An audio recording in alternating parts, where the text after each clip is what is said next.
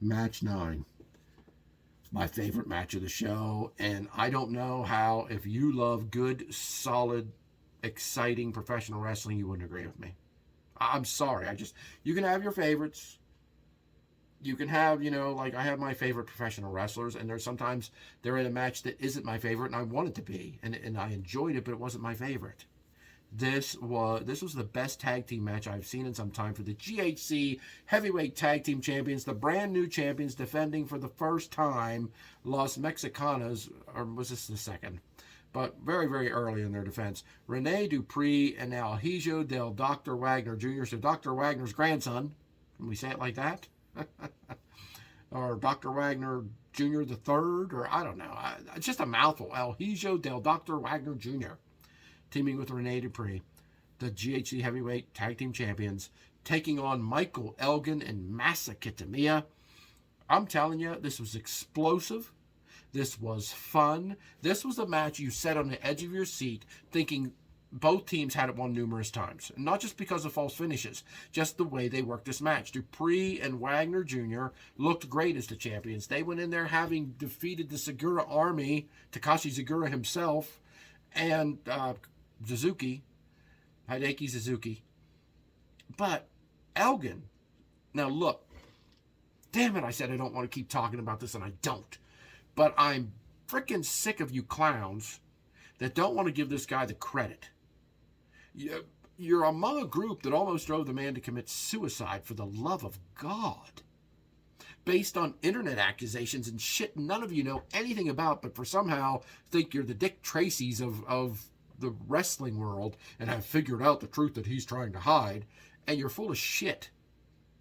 Go to Michael Elgin's YouTube page. I'm going to link it. In the description of this video. I always link Haisami's archive. I always link WrestlingDoneRight.com. And I'm going to link Michael Elgin's YouTube page on this, because you fools need to watch his videos and see and watch him prove that the stuff that has been said about him isn't true. There's one negative thing he did that is true, and he admits to it on the YouTube videos, apologizes for it, and the person that was involved with it, he's apologized to, and they told him it's fine. So if the person that told him it's fine and that they understood what he did, they sent him a picture of his privates, okay? I don't want to sit here and go, and he admits to that. But everything else after that is a bunch of shit that's been made up, exaggerated, twisted. And you fools won't even talk about this match because you don't like Michael. Oh, you're so happy for Kitamiya, but the hell with Michael Elgin. You guys are just ridiculous. I'm not saying you got to be his fan. I'm not saying you got to love the guy, but you can't watch this match and tell me it's not worthy of high praise and discussion and write-ups that a lot of you dorks give to other matches that aren't near as good, near as exciting, and doesn't lift up a championship the way this match did. Now, that's all four guys. I'm not saying it's all Michael Elgin. But he deserves credit, and he doesn't deserve to be brushed aside because your little feelings are hurt about misunderstandings on the internet that you don't know jack shit about. I had one fool say to me the other day that he doesn't care if what kind of proof he has. He just can't stand Michael Elgin and blah, blah, blah, and I'll think what I want to think. Well, bite my ass. Look, am I this offended because I love Michael Elgin that much? I like Michael Elgin. At this point, I consider him a friend. But no, that's not what I'm so worked up about. I get worked up when good, solid, professional wrestling done right can't get the attention it deserves for some stupid-ass reason. And it could be, and name your reason, whatever. I can't stand it. And you clowns are doing this. You're taking a company. Don't watch No anymore. I don't care. Go away. There are plenty of fans that'll stick around and new ones that'll come. Do you know how much positive feedback I've gotten from Japanese fans about my coverage of Michael Elgin? Quite a bit. They're not offended the way you delicate, pansy-ass American fans are. Just like always, American wrestling fans embarrass me most of the time. They're just ridiculous, touchy, milquetoast. It's just sad.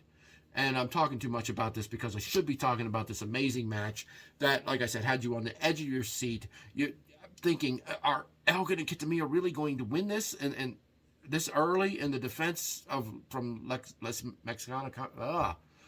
Mexicanos Dupree and Wagner Jr. are going to give these belts. Oh, no, they're not. Oh, geez. Kitamiya and Elgin, man, they're going to put up a hell of a show, and they're going to end up losing. What then? Do they remain a tag team? No, wait a minute. Looks like they may have this in hand.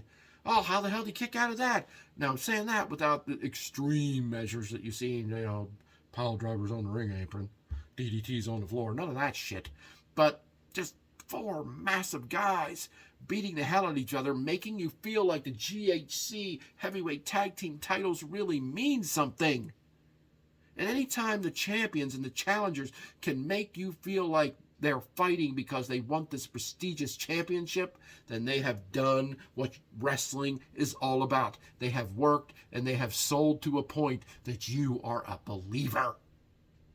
And all 4 of these guys, including Michael Elgin, deserve credit for that. Amazingly enough, now I predicted this because I predicted it with my heart and my passion more than my head. Because, for the champions to lose this soon after winning these titles, it's a big surprise. It happens. Happens in UFC. A guy can lose his championship. Some people, wrestling fans don't like it. Well, they just won the title. Well, it happens in real fighting. You can just win the championship. The goofball that beat Mike Tyson all those years ago. I'm aging myself here. Didn't he lose the very next time that they fought? I mean, it happens. And that happened here. Elgin and Kitamiya win the championship with an amazing double impact power bomb. Like Elgin picks him up for the Elgin bomb, and Kitamiya comes off with a big clothesline as they go down. Sort of reminds you of a modified Doomsday, the Legion of Doom, the Road Warriors finishing move. Not the same, but it sort of reminds you of that. Maybe even a higher impact to a degree when you're getting that Elgin bomb, which is ridiculously powerful, combined with Masa Kitamiya jumping and clotheslining you as you go down. That's pretty impressive. They did that, El Hijo del Dr. Wagner Jr. winning the titles. And, of course, Elgin is... And Kitamiya, I'm sure, but Elgin is so happy and prideful to be in a company like Noah, to be a GHC champion, tag team champion, but GHC champion. And it's a great thing to see, and it's a blessing to the wrestling world because the guy knows how to work, and with Kitamiya, they may be unstoppable. Who the hell's going to beat these two? Oh, sure, they could use their first match just like Dupree and Wagner Jr. did, but I doubt it. I mean, these guys were impressive. The championship means a hell of a lot based on that matchup, and it's only onward and upward for that title and for this team from here on out. There is no doubt. You guys need to, if you can't get over your delicate, panties being in a twist, at least keep it to yourself. Because we've got a great tag team at the top of the ladder here in pro wrestling. Noah, Michael Elgin, and Masa Kitamiya. Of that, there is no doubt.